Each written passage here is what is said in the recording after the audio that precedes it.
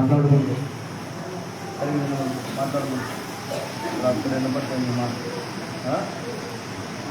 మాట్లాడొద్దండి. చిన్నపిల్లలు మాట్లాడొద్దు. మీ దగ్గర పిల్లల్ని పెట్టుకొని తిరగనివద్దమ్మా. నిలబడి ఉండండి కొద్దిసేపు. ఎవరు కూర్చోమని ఎవరు కూర్చోవద్దు. అలాగే మీరు నిలబడి వాక్యం వింటే మీకు ఆశీర్వాదం. ఏం మాట్లాడలేదు, ఏం మాట్లాడతాను, ఏం మాట్లాడతాను. కొద్ది నిమిషాలు దేవుని యొక్క మాటలు జాగ్రత్తగా వినాలని దేవుని సేవకునిగా మీకు మనవి చేయించున్నాను. ప్రపంచంలో జరుగుతున్న పరిస్థితులను చూసినప్పుడు క్రీస్తు రాకడ ఇప్పుడే అన్నట్లుగా లోక పరిస్థితులు మనకు కనబడుచు ఉన్నాయి. ఈ భయంకరమైన దినములలో మానవుడు ధైర్యము లేక భయముతో బ్రతుకుతారని ప్రభు చెప్పారు. రాకడకు ముందు ప్రపంచములో ఎలాంటి పరిస్థితులు కలుగుతాయో యేసు క్రీస్తు వారు భూమి మీద ఉన్న కాలములోనే ప్రపంచ చరిత్రంతో కూడా ఆయన తెలియజేశారు తన వాక్కు ద్వారా. అయితే ఆయన రాకడను గురించి కూడా అనేకమైన విషయాలు పరిశుద్ధ గ్రంథములో మనము చూడగలుగుతూ ఉన్నాం. గడిచిన దినమందు ఈ వారములో జరగబోతున్న సభల నిమిత్తమై నేను నాతో పాటు కుమారులైన వారు రాత్రి 10 గంటల వరకు మేము అనేక ప్రాంతాలకు వెళ్ళి సభలకు ఆహ్వానాన్ని, దైవ సేవకులకు, సంఘాలకు ఆహ్వానాన్ని తెలియచేయడం జరిగింది.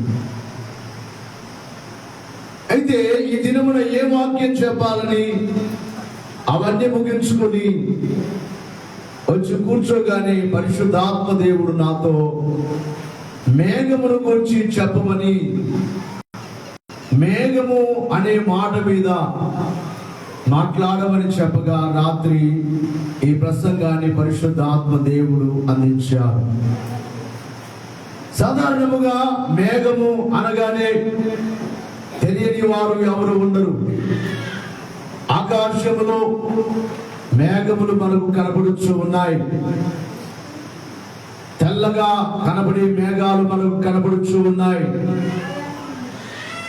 వర్ష సమయములో కొన్ని మేఘాలు మబ్బు మేఘములుగా, ఆ మేఘములు రాగానే అంత చీకటి కమ్మినట్లుగా మబ్బు కమ్ముచు ఉండడము మనం ఎరుగుదుము. వర్ష సమయంలో వర్షమునకు సూచనగా ఆ వర్షము వచ్చే మేఘాలను కూడా మనము గుర్తించగలము. అయితే బైబిల్ గ్రంథములో ఒక మేఘము ప్రత్యేకముగా కనబడుతుంది. ఆ మేఘము అది దేవుని కొరకు ఏర్పాటు చేయబడిన మేఘము. మరొక మాటలో చెప్పాలంటే ఆ మేఘము దేవుని మహిమను బయలుపరిచే మేఘముగా, దేవుని కొరకు ఏర్పాటు చేయబడిన ఒక మేఘముగా, అనగా మనకు కనబడే ఆకాశములో ఉన్న మేఘము కాదు గాని అది పరలోకములో ఉన్న మేఘముగా, ఆయా సందర్భాలలో ఆ మేఘము భూమి మీదికి వచ్చినట్లుగా బైబిల్లో మనకు అనేక చోట్ల కనబడుతుంది. మొట్టమొదటిగా చూసినట్లయితే ఈ మేఘమును గూర్చి నిర్గమకాండము 24వ అధ్యాయము 15వ వచనములో ఇక్కడ ఒక మేఘము కనబడుతుంది. ఏమిటి మేఘము? మోషే కొండ మీదికి ఎక్కినప్పుడు, సీనాయి కొండ మీదికి ఎక్కినప్పుడు ఆ మేఘము కొండను కమ్మెను. యెహోవా మహిమ సీనాయి కొండ మీద నిలిచెను. మేఘము 6 దినములు దానిని కమ్ముకొనెను. 7వ దినమున ఆయన ఆ మేఘములో నుండి మోషేను పిలిచెను అనే మాటలు ఇక్కడ చూస్తూ ఉన్నాం. ఇక్కడ ఒక మేఘము వచ్చి సీనాయి కొండ మీద ఉన్న మోషే గారు దేవుడితో గడుపుటకు ఆ కొండ మీదకి వెళ్ళినప్పుడు ఒక మేఘం వచ్చి కమ్ముకొని ఆ మేఘములో నుండి దేవుడు మోషేను పిలుస్తూ ఉన్నాడు. దేవుడు పిలిచినట్లుగా ఎక్కడి నుండి పిలుస్తూ ఉన్నాడు అంటే మేఘములో నుండి.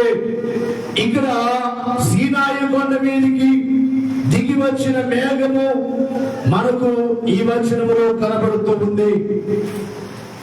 ప్రియులను జాగ్రత్తగా గమనించాలి. ఇంకా మేఘమును గురించి బైబిల్లో అనేక చోట్ల వాక్యములో మనకు కనబడుతూ ఉన్నది. ఇక్కడ ఈ మేఘము అనగా ఈ మేఘములో ఉండి దేవుడు మోషేను పిలుస్తూ ఉన్నాడు. 6 దినాలు ఈ మేఘము ఆ కొండను కమ్ముకున్నట్లుగా 7వ దినమున ఆయన ఆ మేఘములో నుండి మోషేను పిలిచినట్లుగా వాక్యములో చూస్తున్నాం. యెహోవా మహిమ ఆ కొండ శిఖరము మీద దహించు అగ్ని వలె ఇశ్రాయేలీయుల కన్నులకు కనబడిను. అప్పుడు మోషే ఆ మేఘములో ప్రవేశించి కొండ మీదికి ఎక్కెను.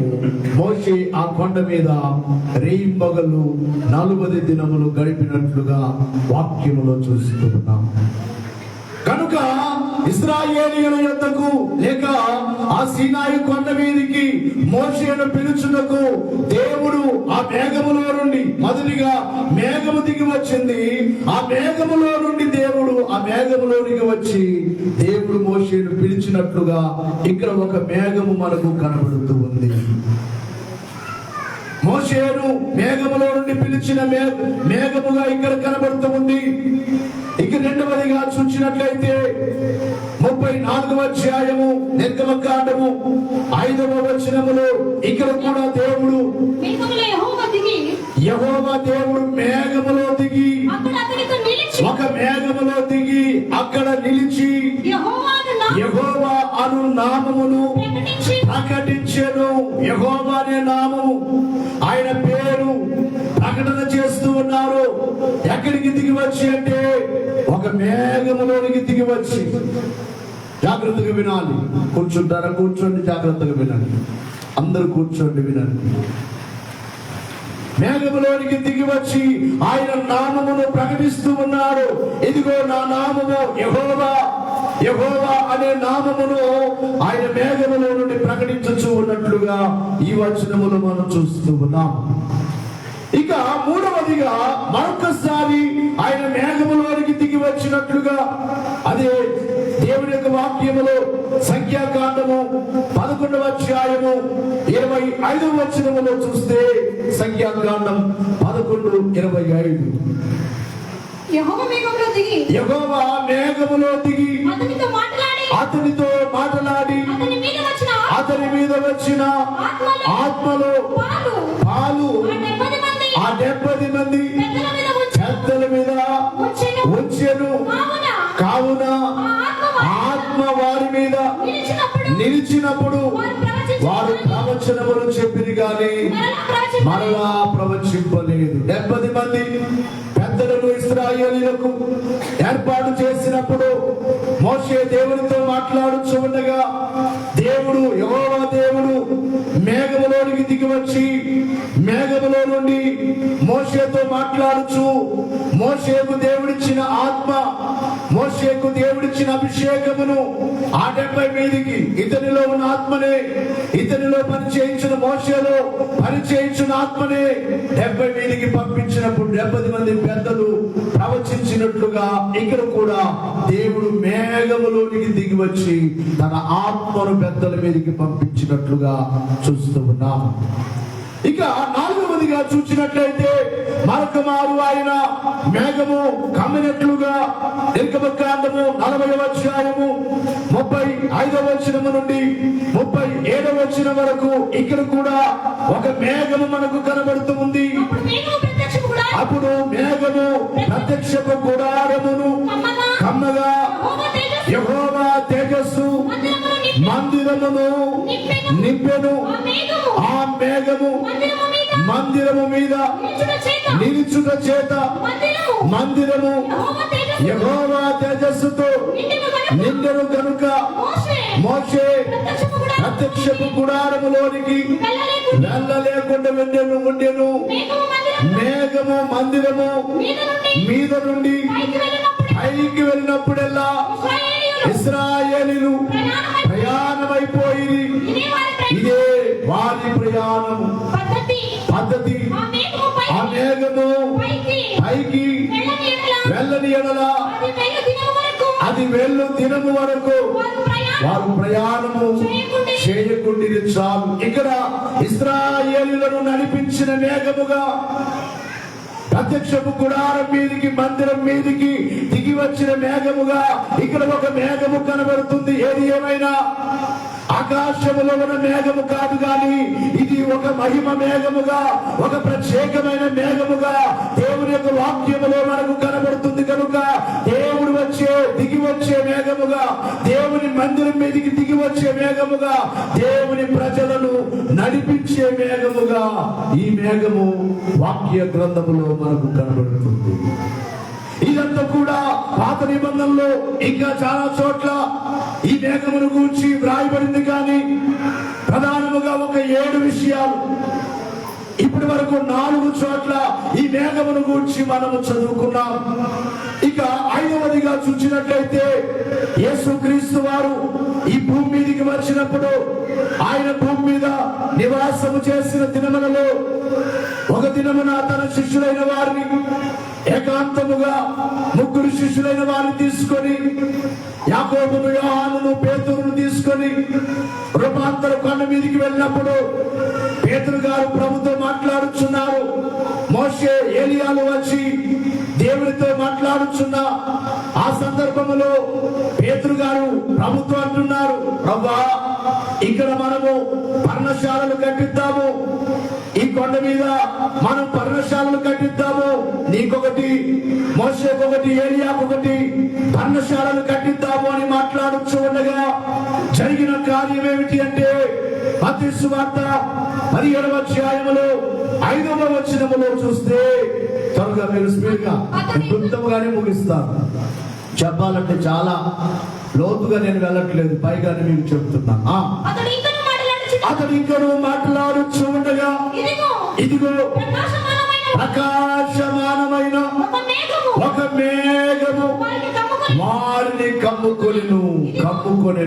ఒక మేఘము చాలా ప్రకాశమైనది.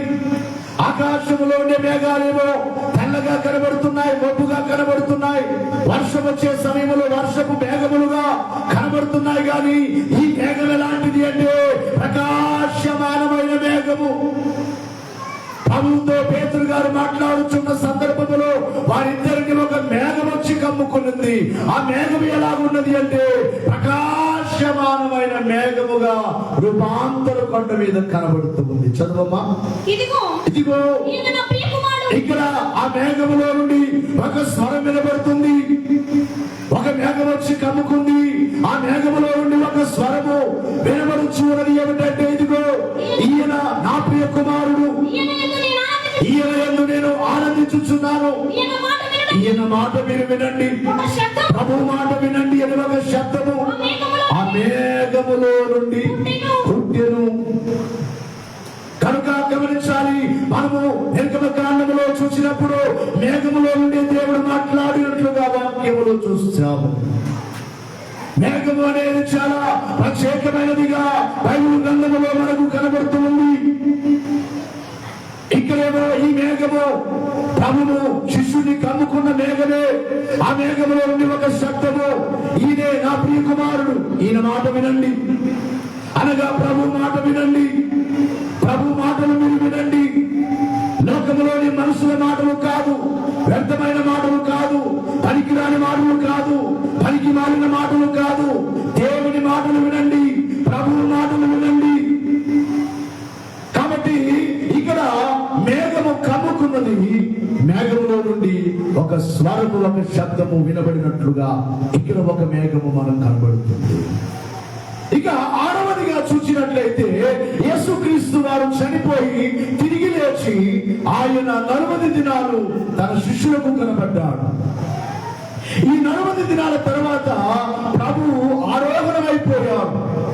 ఈ ఆరోహణమైనప్పుడు కూడా ఆయనను ఒక మేఘము కొనిపోయినట్లుగా అపోస్తలుల కార్యముల గ్రంథములో 1వ అధ్యాయములో 11వ వచనములో 10-11 వచనాల్లో చూస్తే ఆయన వెలుచుండగా వారు ఆకాశం వైపు ఏరి చూచుచుండిరి. ఇదిగో తెల్లని వస్త్రములు. అక్కడ 9వ వచనం చదువుమా. ఈ మాటలు చెప్పి వారు చూచుచుండగా ఆయన ఆరోహణమాయను. అప్పుడు వారి కనులకు కనబడకుండా ఒక మేఘము ఆయనను కొనిపోయెను. బాగా వినాలి. సాధారణంగా యేసు ప్రభు మేఘాల మీద వస్తారంటే మనం అనుకుంటున్నాం ఈ మేఘాలు కాదు. ఒక మేఘం ఉంది దేవునికి. ఒక మేఘ వాహనం అనేది ఉంది. అది ప్రత్యేకమైనది. అది పరలోకములోనే ఉంది. ఆయన వచ్చినప్పుడు ఆ మేఘం మీద ఎలా పోతున్నాడు? అయితే ఆ మేఘం మీద రావడానికి సమయం ఆసన్నమైనది. అందుకనే దేవుడు ప్రత్యేకముగా తన దాసులకు ఈ వర్తమానములు అందిస్తూ ఈ రాకను కూర్చి ఈ వారములో 3 దినాల సమయంలో కూడా ఎంతో ముమ్మరముగా గంభీరముగా బలమైన రాకడ వర్తమానాలు దేవుడు వినిపించబోవచ్చున్నాడు. 3 దినాలు ఎవరు మానవద్దు. 3 దినాలు ఇక్కడే 2 విధాలుగా మీకు ఆహారం. మొదటి ఆహారము వాక్యాహారము, తర్వాత ఆ దేవుడిచ్చిన మరొక ఆహారము ఆశీర్వాద భోజనం. 3 దినాలు మీ గృహాల దగ్గర భోజనాలు చేసుకోవద్దు. మధ్యాహ్నం వరకే చేసుకోండి భోజనం. రాత్రికి అందరు ఇక్కడి భోజనం చేయండి. మొదటిగా దేవుని వాక్యమునకు ప్రాధాన్యత. జాగ్రత్తగా గమనించాలి ప్రియులారా. ప్రభు రాబోతున్నారు మేఘం మీద. ఆయన రావడానికి సమయం ఆసన్నమైనది. దానికి సూచనలుగా నేను ప్రపంచంలో జరుగుతున్న పరిస్థితులు, భూకంపములు, యుద్ధములు, కరువులు, ఎన్నో దేశాల్లో కరువులు, తినడానికి లేదు. చూస్తే చాలా వేదన కలుగుతుంది ఆ ప్రజలను చూస్తే. ఉన్నవారికేమో ఆహారం విలువ తెలియలేదు, కానీ లేని వారు ఎంతగా బాధపడుతున్నారు. తిండికి లేక ఎంతగా తిప్పలు పడుతున్నారు. కరువులు, భూకంపములు ఇవన్నీ జరుగుతూ ఉన్నాయి. యుద్ధాలు జరుగుతూ ఉన్నాయి. మనం చూస్తూ ఉన్నాం ఈ వారములో మన దేశము, పాకిస్తాన్ దేశము, మన దేశం మీద దాడి చేయడము, మన దేశము పాకిస్తాన్ మీద దాడి చేయడము, యుద్ధములు జరుగుతూ ఉన్నాయి. యుద్ధములు క్రీస్తు రాకడ సూచన, క్రీస్తు యొక్క రాకడకు సూచనలే యుద్ధములు. భూకంపములు, క్రీస్తు రాబోవచ్చున్నారు మేఘం మీద. మేఘవాహనుడై రాబోవచ్చున్నాడు. మహిమ మేఘముతో రాబోవచ్చున్నాడు. షకీనా మేఘములో రాబోవచ్చున్నాడు. ప్రభు రాకడ సూచనలు ఇవన్నీ కూడా. కాబట్టి ఎంతమంది ఆయన రాకడకు సిద్ధపడుతున్నారు? సిద్ధపడడం అంటే ఏమిటి? ప్రార్థన చేసుకోవాలి. ఎంత చెప్పినా కొంతమంది ప్రార్థన చేసుకోవట్లేదు. దేవునికి సమయాలు ఇవ్వట్లేదు. దేనికో ఎక్కడెక్కడో సమయాలు ఇస్తున్నారు, కానీ దైవ సన్నిధిలో గడపటలేదు. ప్రభు రాబోవచ్చున్నారు. మహిమ మేఘముతో రాబోవచ్చున్నారు. ఆ మహిమ మేఘములో నేను సిద్ధపడాలి. ఆ మేఘవాహనం మీద నా ప్రభుతో కూడా నేను వెళ్ళాలి అనే ఆశ లేని వారుగా ఉన్నాను. నాకు వివాహము కాకమునిపే ఒక కీర్తన ఒక రోజున నేను పాడుకునేవాడిని. చాలా పాటలు రాస్తాను, కానీ మన యొక్క మందిర పనులు, సేవను బట్టి అవి చేయలేకపోతున్నాను. మేఘాలలో నా యేసుతో నే వెళ్ళేదా వేగముగా, మేఘాలలో నా యేసుతో నే వెళ్ళేదా వేగముగా. హల్లెలూయా హల్లెలూయా హల్లెలూయా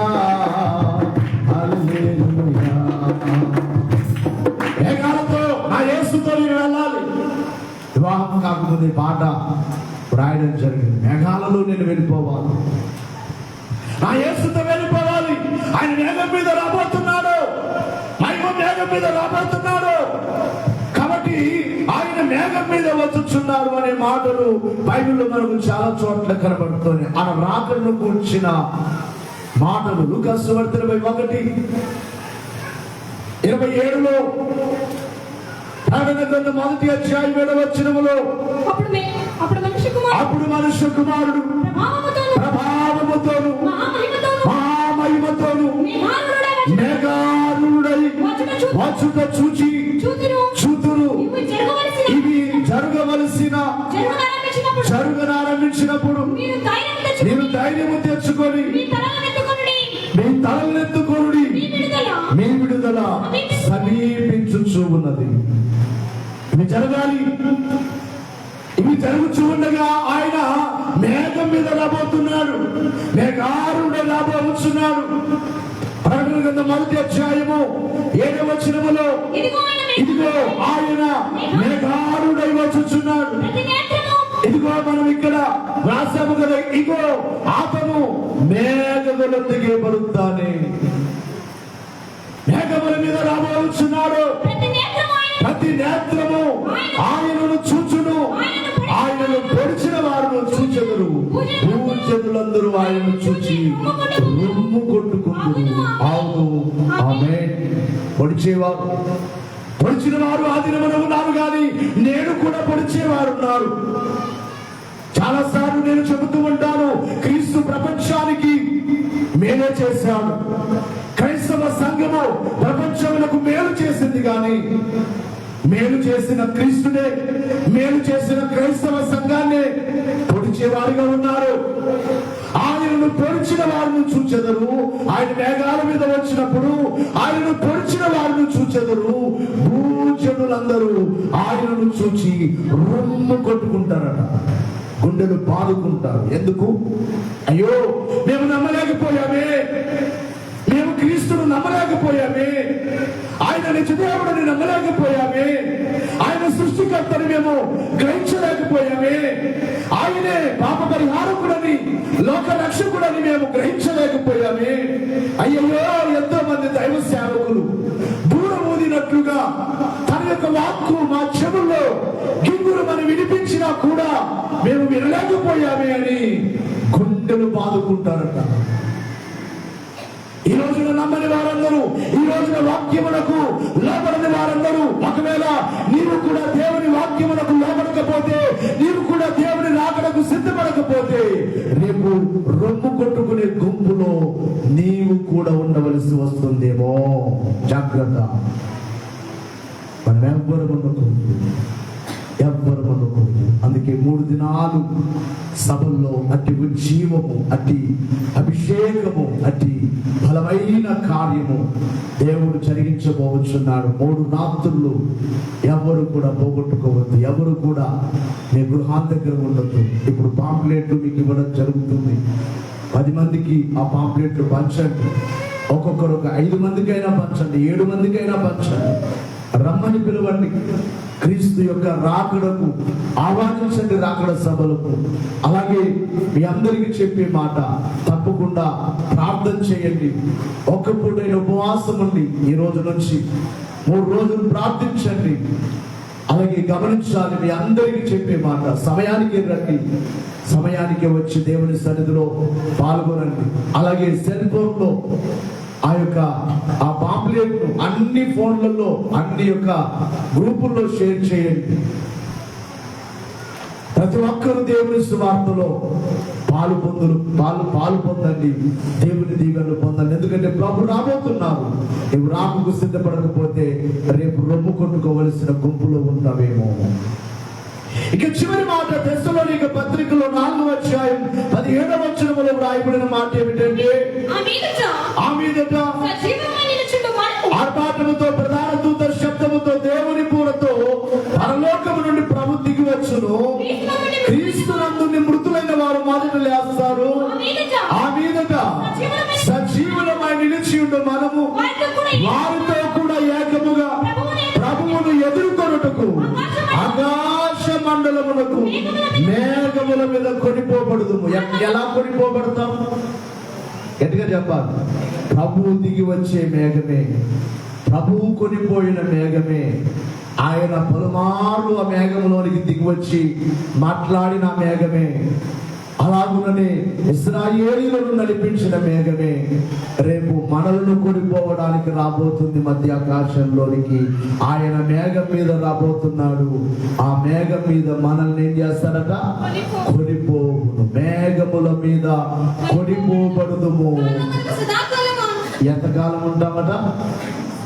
కొనిపోబడిన తర్వాత ఎంతకాలం ఉంటాం? మాట్లాడలేదు. లేచి నిలబడడం లాస్ట్లో హుషారు లేరు. అయిపోయింది. ఇంకా 7 అంశాలు అయిపోయాయి. ఎందుకంటే నేను అక్కడ మాట ఇచ్చేసాను. ఈరోజు 11 గంటలకే మీ దగ్గర ఉంటానని, 12 గంటలకల్లా ఉంటానన్నాను. పాస్టర్లు లేట్ చేసినా స్కూటీలు వెళ్ళిపోవాలని రెడీ అయిపోయాను.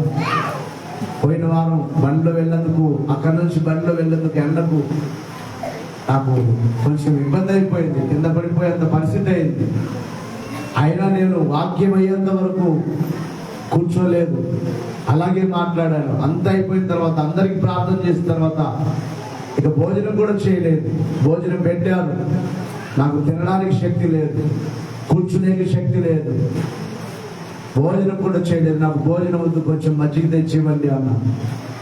దేవునికి మహిమ కలుగును గాక.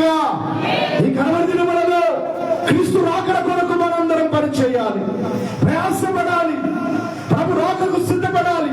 నీవు సిద్ధపడి 10 మందిని సిద్ధపరచాలి. నీవే సిద్ధపడకపోతే ఇంకెవరు సిద్ధపడతారు? ఎవరు నిర్లక్ష్యముగా ఉండవద్దు. మనం మేఘముల మీద కొనిపోబడతాం. మేఘం మీద కొనిపోయిన మనము ప్రభుతో ఎంతకాలం ఉంటామట? సదాకాలం. భూమి మీద సదాకాలం ఉంటావా? పొందలేదు. నేను కొన్ని సంవత్సరాల క్రిందట, దాదాపుగా ఒక 15 సంవత్సరాల క్రిందట నేను కంపెనీలో ఎక్కువ ప్రార్థన పెట్టేవాడిని. బహుశా అక్కడ సంఘ స్థాపన జరగవలసి ఉండేది. ఎప్పటికైనా అది దేవుని దర్శనం జరుగుతుంది. అక్కడికి వెళ్ళినప్పుడు నాకు చాలా బాధ కలిగింది. నిన్న వెళ్ళాను. నేను ఫస్ట్ వెళ్ళిన ఆ వీధిలోకి వెళ్ళాను. వెళితే అక్కడ ఒక కుటుంబం, ఎక్కువగా సేవకుని ప్రేమించే కుటుంబంగా, ఒక కుమారుడు యవనస్తుడు. వెళ్ళగానే ఆ కుమారుని యొక్క కుమారుడు ఇప్పుడు యవనస్తుడా బాబు. వెళ్ళగానే అంటున్నాడు, అయ్యా నాన్న లేడయ్యా, నాన్న చనిపోయాడు.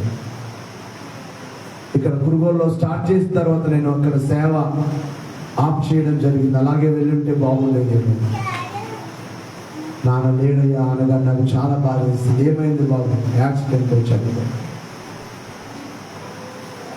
ఎందుకు ఈ మాట చెప్తున్నానంటే, భూమి మీద జీవితం శాశ్వతము కాదు. సదాకాలం ఎవరు ఇక్కడ ఉండలేరు. ఏ రీతిగా మనం మరణించవలసి ఉందో, ఒకవేళ నేను దేవుని సేవకునిగా, ఆత్మ కలిగిన సేవకునిగా చెబుతున్నాను, మనందరూ నా కోరిక మరణించకుండగానే వెళ్ళిపోవాలి. మరణించకుండగానే వెళ్ళిపోవాలి. ఎవరు మరణించకుండా వెళ్ళగలరు అంటే, ఆ మేఘ రాక కొరకై సిద్ధపడిన వారు మాత్రమే. గట్టిగా చెప్పండి, ప్రాణముతోనే వెళ్ళిపోతారు. రెక్కలు కలిగిన పక్షుల వలె ఎగిరిపోతారు మేఘములో. ఆ మేఘములకు మనందరము సిద్ధపడాలి. ఇక్కడ మనము సదాకాలము జీవించలేము. ఎందరో మరణించుచు ఉన్నారు. మరలా అలాగ వెళ్ళి తిరిగి వచ్చేటప్పుడు మేము ఇంటికి వచ్చి భోజనం చేయాలనుకున్నాం. అక్కడికి వెళ్ళగానే ఒక కుటుంబం, చాలా విచార వార్త. ఒక బాబుకు తేలుకుంటూ చనిపోయారు. 4 చిన్న చిన్న పిల్లలు, భార్య యవనస్తురా. ఎన్నో మరణాలు జరుగుతూ ఉన్నాయి. యుద్ధముల ద్వారా ఎందరో అమాయక ప్రజలైన వారు చనిపోవచ్చున్నారు. జరిగిన ఉక్రెయిన్ రష్యా యుద్ధములో గాని, ఇస్రాయేల్ గాజా యుద్ధములో గాని, మన దేశము పాకిస్తాన్ జరుగుతున్న యుద్ధములో మన దేశ పౌరులు ఎందరో ఉగ్రవాదులైన వారు మన దేశ ప్రజలు చంపారు. అనేక రీతులుగా ప్రజలు మరణించుచున్నారు. భూమి మీద ఎవరి జీవితం శాశ్వతం కాదు. ఎంతలో కనబడి అంతలో మాయమైపోయే ఆవిరి వంటించింది. ఆవిరి వంటిది నీ జీవితము, అంతలో కనబడి మాయమగురా. శాశ్వతమైనది ఏది లేదు, శాశ్వతమైనది ఏది లేదు. నేనే యేసుని చేరుమురా, నేనే యేసుని చేరుమురా. మరణపు నీడలో నిలచిన మానవ శరణమని శ్రీ యేసుని చేరవా. కరుణామృతము యేసుని ప్రేమ కరములు చాచి పిలిచెను రారా. మరణపు నీడలో నిలిచిన మానవుడు, మరణపు నీడలో నిలచిన మానవ శరణమని శ్రీ యేసుని చేరవా. కరుణామృతము యేసుని ప్రేమ కరములు చాచి పిలిచెను రారా. చూడండి,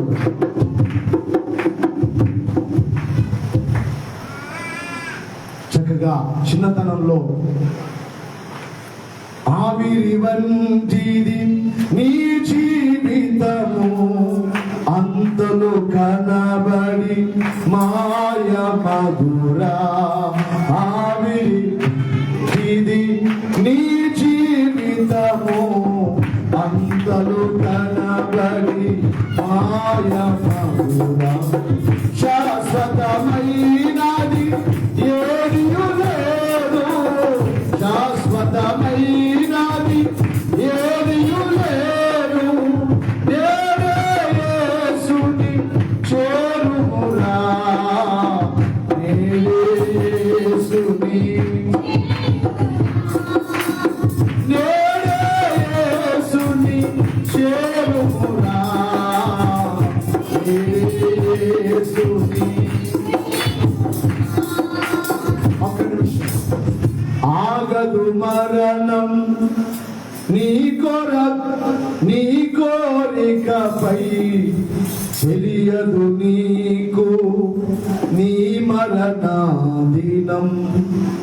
ఆగదు మరణం నీ కోరికపై, తెలియదు నీకు నీ మరణదినం.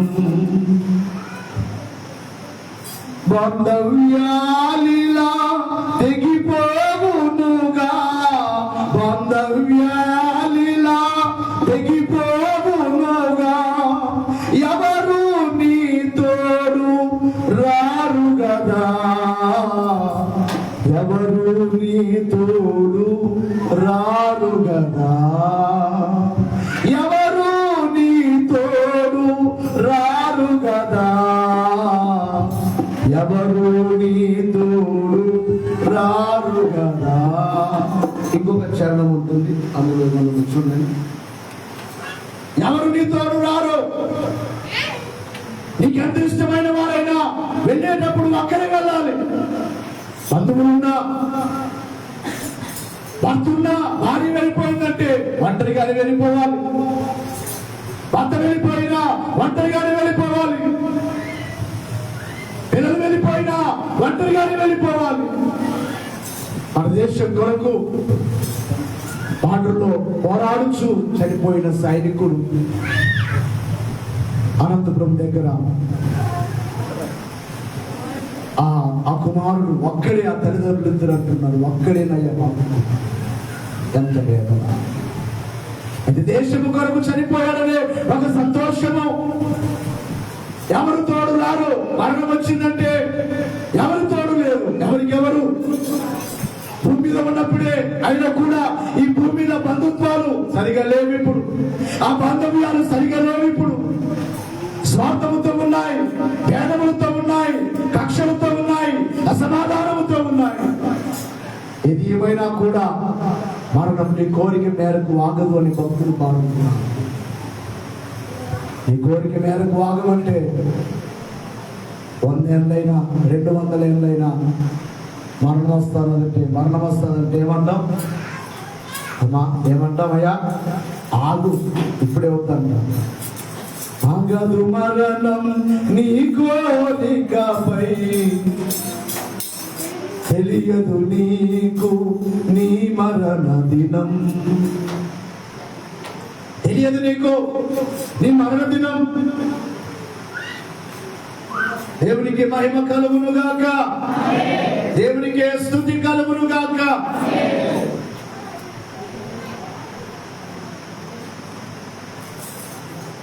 మరణపు నీడలు నిలచిన మానవ శరణమని శ్రీ యేసుని చేరవ.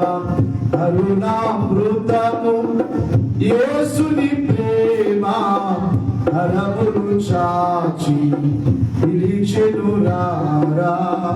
లోకమంతా సంపాదించిన లాభమేమియు లేదు కదా.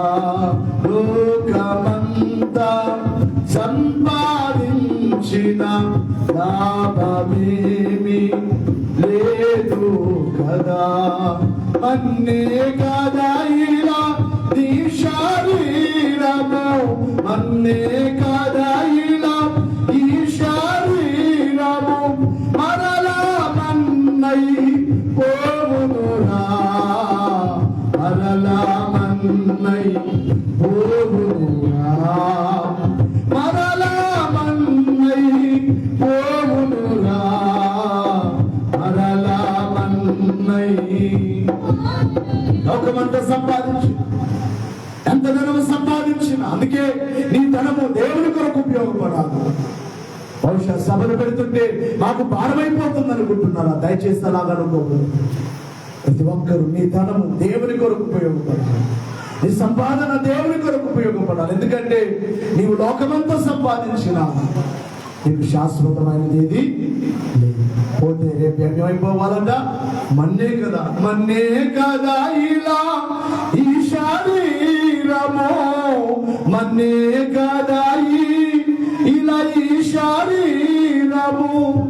మరలా మన్నై పోవునురా, మరలా మన్నై పోవునురా. సిలువయందే నీకు క్షమాపణ ఒప్పుకొనుము నీ పాపములు. సిలువయందే నీకు క్షమాపణ